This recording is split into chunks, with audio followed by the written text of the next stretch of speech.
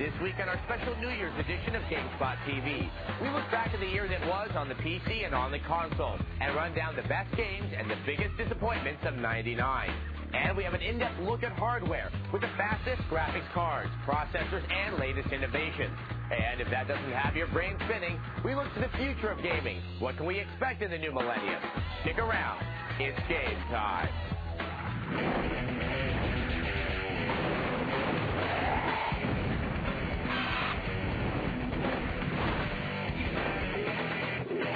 Hello and Happy New Year. I'm Adam Sessler and welcome to GameSpot TV. Well, it's now the year 2000 and games sure have come a long way since last century. With processors faster than ever and graphics capability closing the gap on realism, the world of PC gaming is going as strong as ever, even if there are a few bumps along the road. 1999 saw the release of some truly excellent titles, as well as some that should have stayed in the development room. Let's have a quick look at the PC highlights of 1999. 99 was a big year in the realm of the first-person shooter. Games like Quake 3 Arena, Wheel of Time, Unreal Tournament, and Half-Life Opposing Force pushed the envelope of the Frag Fest and made the first-person shooter the most popular genre on the PC. Quake 3 and Unreal Tournament battled it out for top position in the multiplayer arena, and Half-Life's add-on pack Opposing Force, with its reliance on suspense, left the player on the edge of their seat. The other terror title of '99 was Aliens vs. Predator, which had more than a few moments that made you want to run like hell. There are some excellent PC RPGs in '99. The long-awaited System Shock 2, with its emphasis on story and suspense, pleased critics and fans alike, and the RPG Planescape Torment kept gamers in the prime material realm of Dungeons & Dragons. Online role-playing came to the forefront with the release of sword and sorcery RPGs EverQuest and Asheron's Call, and Space Sim Supernova with the release of Free Space 2. Perhaps some of the best games of '99 were released in the field of real-time strategy, with some of the best titles including Age of Empires 2, The Age of Kings, and the turn-based heroes of Might and Magic 3, and Sid Meier's Alpha Centauri. Another surprise hit on the PC was Ubisoft's Rayman 2, whose cute but dismembered character Rayman stood out graphically and was just a lot of fun to play. Giant robots made their appearance on the horizon again in '99 with MechWarrior 3 and Heavy Gear 2. '99 saw a surprise hit in the form of amusement ride variants with Roller Coaster Tycoon, a game that lets you create your own theme park. And on the adventure game front came the sleeper, Outcast, whose in-depth story and interesting characters made gamers take note. The much-anticipated Command & Conquer Tiberian Sun was released in '99, but unfortunately not even its big Hollywood stars could boost its mediocre gameplay. Other disappointments of '99 included Indiana Jones and the Infernal Machine, which was just another Tomb Raider ripoff, and there's Ultima Ascension. Heralded as the last single-player Ultima game, it could have been great, but it had more bugs than a dog's backside. All in all, it wasn't a bad year for the PC, but we're looking forward to 2000. Now, if you think the PC side has come a long way, the past year saw some major advancements in the console arena, including the release of the first in the next generation of console systems, the Dreamcast. Here are some of the best console highlights of 1999. 99 saw the release of the Dreamcast, and with it some great game titles, including Sonic Adventure, Ready to Rumble, and Sega Rally 2. The definite #1 top-rated game on the new system, however, was without a doubt Soul Calibur. With graphical environments taking solid gameplay to new depths, Soul Calibur was jaw-dropping. Another kickin' title on the Dreamcast was Marvel vs. Capcom, which brought superheroes a whole new arcade look. 99 also saw the release of the long-awaited role-playing title Final Fantasy VIII, the follow-up to the biggest seller ever on the PlayStation, Final Fantasy VII. Though somewhat overshadowed by the launch of the Dreamcast, Final Fantasy VIII did not disappoint fans who waited in line for hours to get their copies. The world of survival horror saw some excellent releases in '99. The Velociraptors of Dino Crisis, the zombies of Resident Evil 3 Nemesis, and the demons of Silent Hill made it a good year for gore games. '99 was a big year for wrestling, with Federation titles being released on the N64, PlayStation, and the Dreamcast. While Acclaim had some success with their WWF license, WCW Mayhem was only a moderate first effort. Skateboarding had a gaming renaissance. With their completely different approach to skating, Tony Hawk's Pro Skater and Thrasher Skate and Destroy thrilled skateboarders and hardcore gamers alike. Those with the need for speed found their appetites quelled with a plethora of driving games. Sega Rally 2, Crash Team Racing, Ridge Racer Type 4, and the eccentric Beetle Adventure Racing had something for everyone. Sports fans made out big in '99, NFL 2K, Madden 2000, and the excellent hockey title NHL 2000 made sporting titles some of the best of the year. Another noteworthy title of '99 was Medal of Honor, DreamWorks' World War II first-person shooter title that showed it was possible, though difficult to bring the first-person shooter genre to the PlayStation. Star Wars Episode 1 was big in '99, and as part of its marketing machine, LucasArts released the rather good Star Wars Episode 1 Racer and the abysmal Phantom Menace. Adventure wasn't left out in '99. Legacy of Kain Soul Reaver, Siphon Filter, and Ape Escape were a few of the outstanding titles released last year, and there are also some great platformers, including Rayman 2, Sonic Adventure, Donkey Kong 64, and Spyro 2. And if that wasn't enough cute in '99, there was the adorable and mind-bending Hello Kitty Cube Frenzy.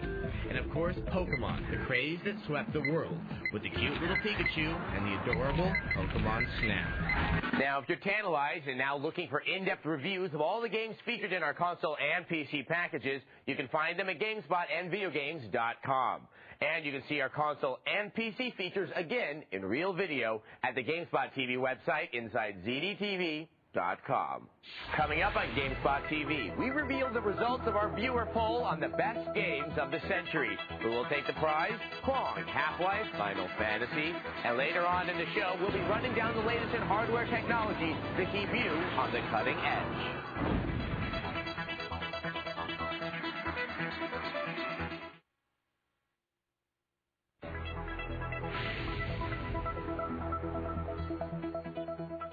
Welcome back. Now, when I celebrate the end of the century, I like to celebrate with a good best-of list. But I don't like to celebrate all alone because that's lonely.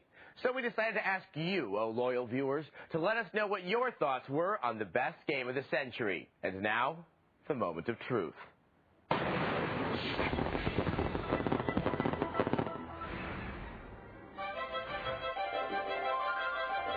Because we at GameSpot TV were too weak-willed to take it upon ourselves to identify the best games of the century, we called all viewers to arms to choose for us. And so the votes poured in, and we worked with the tenacity of Dig Dug to tally the results. And with commentary from some of our more loquacious viewers, here are the best of the century. The first in our fourth place tie helped move PC gaming into the mainstream by refining the first-person shooter to its purest essence, running and shooting. While the games did have the single-player mode, that's not why they're on the list. It's the multiplayer shoot-em-up with the thrill of combat against real people in virtual spaces that keeps many a gamer glued to the monitor well after their corneas have shriveled up and blown away. By far, the most wicked game of the century has to be Quake 2 for the PC. It has been extremely influential and is way better than Quake 1. Quake 2 pushed PC technology to its limits and pushed my abilities as a player to the limits too. Sergeant Rich Pullier. Our second tie for fourth place is the timeless hero of all things pipe-oriented, Mario. The great plumber who has been with us since his days of rescuing maidens from angry primates and continues to stomp Goombas and defeat Koopas. Super Mario Bros. Was the beginning of his rise to fame. It revolutionized the gaming industry with its incredible fun factor, Elliot. But the crowning achievement was Super Mario 64, when our universal little buddy stepped into the third dimension and made a game that is a classic to this day. In third place are two of the greatest role-playing games of all time, Final Fantasy VII and Final Fantasy VIII. Many viewers were forever changed with the epic stories that drove both games through 40 to 60 hours worth of gameplay, if you were good. I found myself only sleeping 2 or 3 hours a night, and went stretches of 10 hours without food. As I have grown up with these games, they are growing up with me. Anthony Swift. While Final Fantasy VII was groundbreaking, number 8 was a towering achievement with its emotional narrative and a change in the graphics from the super deformed to a new level of detail. You can even see characters blink. The excitement that preceded the release of Final Fantasy VIII also lends credit to Axel's claim that millions and millions will agree with this.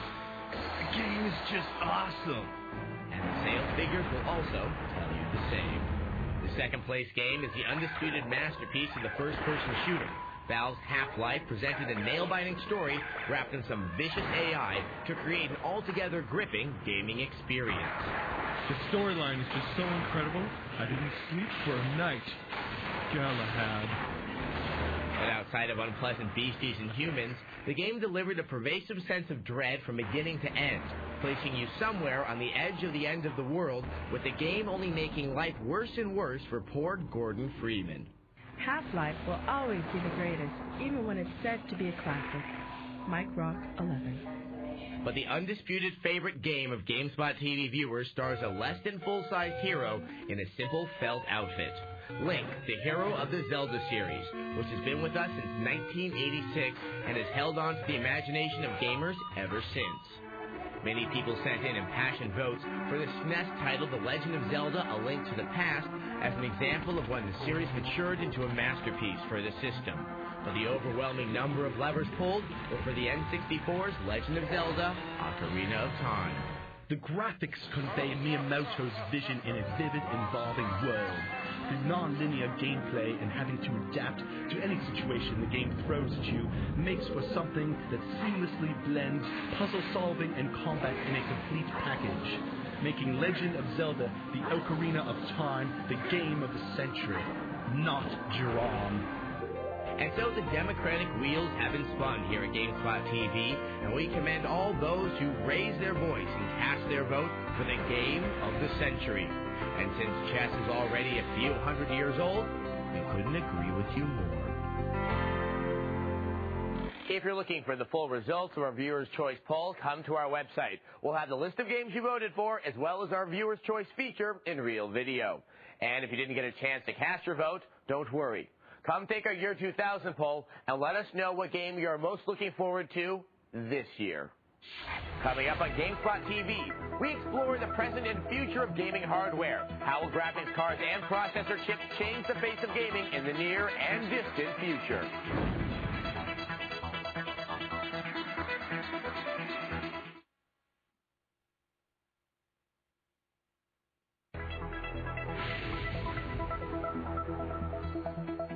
Welcome back. It can be argued, and you know we will, that computer and video games are the primary force behind high-tech innovations.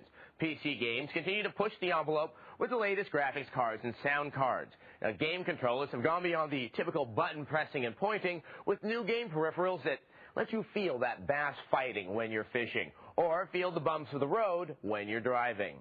Now, it's hard to imagine what the future holds, but crazy as it may seem, we've only scratched the surface.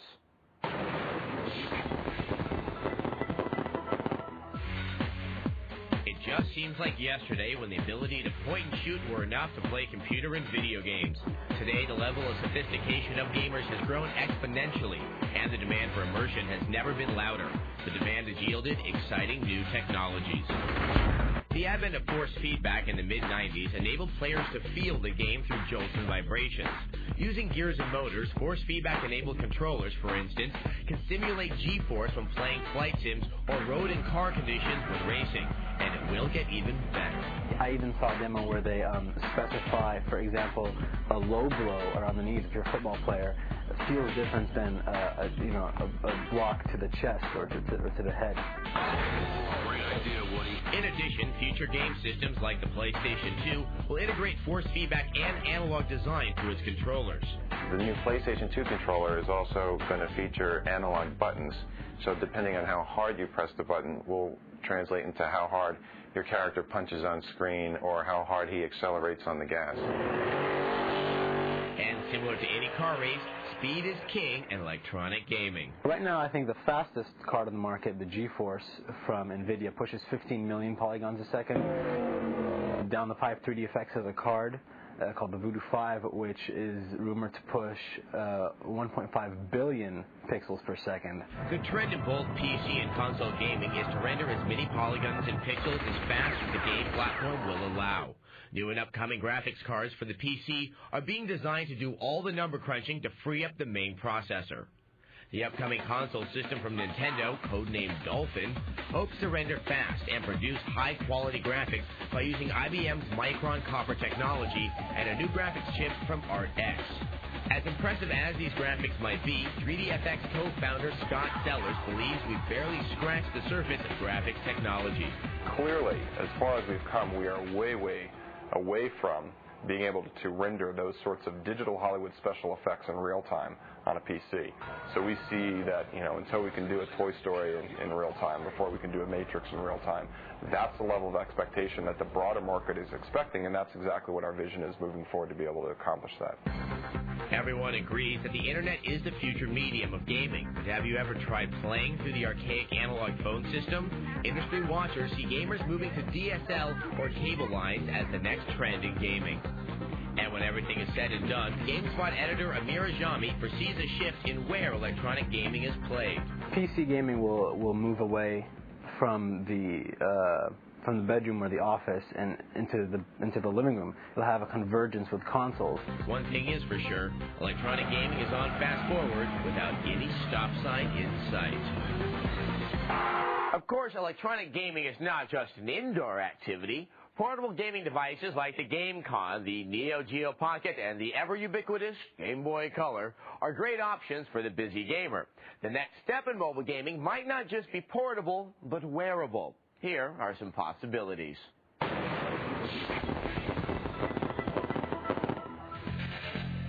You wear it, you play it. That's a nice ring to it, right? The emerging technology of wearable PCs could open up a myriad of possibilities for gamers. IBM, for example, has that commercial running in the San Francisco area of the person wearing sunglasses, selling and trading and buying stocks. That can move on to gaming as well. Wearable PCs like the Cybernaut has a portable CPU you can carry around on your belt and a monitor in front of your left eye. The latest version that they are testing can be worn around your wrist and is good enough to run Windows 98 and videos. So hey, why not run a wholesome adventure game during downtime? Think of the potential gaming applications of a sophisticated product like the Glove, which reads subtle hand gestures. NCR's M bracelets allow users to share files with a mere wrist shake. Players could store cheat codes, new levels, and characters in what it calls iButtons. With further design modifications and power, these wearable PCs could be in our gaming future. If you'd like to see our hardware feature again, log on to our website where you can watch the streaming video. And if you have a hardware question that needs answering, send us an email at GameSpotTV@ZDTV.com.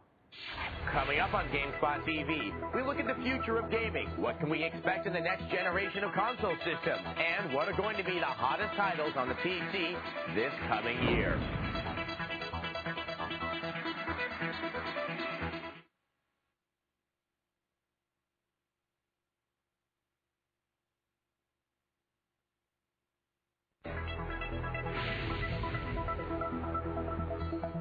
Welcome back. While everyone is recovering from the holiday season, we at GameSpot TV have huddled together to start thinking about the next year. What will the year 2000 bring?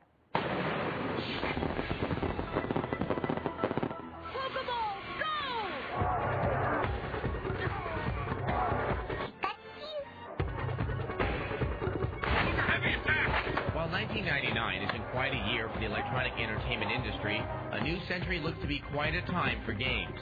Development budgets are getting higher and higher, and it's not going to stop anytime soon, as is evidenced by Final Fantasy VIII sales of 6 million units worldwide. One part of the industry gaining every day in popularity is online gaming. From the role-playing of EverQuest to an Unreal Tournament deathmatch, it looks like playing games over the internet is here to stay. In fact, it's been estimated that within 4 years, online gameplay could be worth $5 billion in the United States and Europe. We're very excited about the internet, and I see that as one of the most fundamental social changes in my lifetime. And it's going to be continuing and ongoing for the next several years. People are now really looking to get into this whole gaming community online. I think that, plus just the fact that with the systems becoming more powerful, developers are really starting to do some really amazing things graphically and technically to get those game ideas across. Every game will be multiplayer. We know it's going to be huge. Until recently, online gaming had been solely in the PC domain, but now the console companies are getting into the act. Sega already has a head start with its Dreamcast and the Dreamcast Online Network. However, Sony and Nintendo are close behind. The PlayStation 2 will revolutionize the what and the how of the in-home entertainment experience. In addition to offering consumers software choices and entertainment choices on CD-ROMs and DVD-ROMs, we are going to be offering a vast array of PlayStation and PlayStation 2 titles through a e-distribution model. Set to be released March 2000 in Japan, Sony's PlayStation 2 will have a 128-bit Emotion engine plus the potential of a modem add-on. Sony hopes the PlayStation 2, with its DVD technology, will become a permanent part of your home entertainment center. Permanent, that is, until another system comes out. With the tentative fall 2000 release of the Dolphin system, don't count Nintendo out yet. While Sony is focusing on an all-encompassing entertainment system, Nintendo's Dolphin, also using DVD technology, will focus solely on gaming. With the leaps in technology over the last few years, there is no doubt that graphics are more amazing than ever. In the coming year, gamers can look forward to a number of innovative titles. We never paid any heed to the ancient prophecies. Blizzard Entertainment's long-awaited role-playing strategy game Warcraft 3 could change the way you look at real-time strategy. In Warcraft 3, Blizzard decided to downplay the typical RTS fare of resource management, huge armies, and base building in favor of questing, hero recruitment, interactive environments, and a more integrated story. Another title to watch for, and one that could become the Dreamcast killer app, is Shenmue. Already pre-selling 100,000 units, its focus on story development and the incredibly detailed graphics inspired Sega to devise a new genre called Full Reactive Eyes Entertainment. For PC gamers that are wondering if graphics could get any better, all they need to do is just take a look at Halo. Its unbelievable 3D engine will transform character animation and physics modeling in games. So next year definitely looks to be an interesting year. But the real question is, are you prepared for Y2K? Well, that's it for our New Year's show. Now, I don't know about you, but I think it's time to go lay on the couch and recover from last night like everyone else. Or perhaps just a game of Unreal Tournament. See you next time and have a happy 2000. Bye-bye.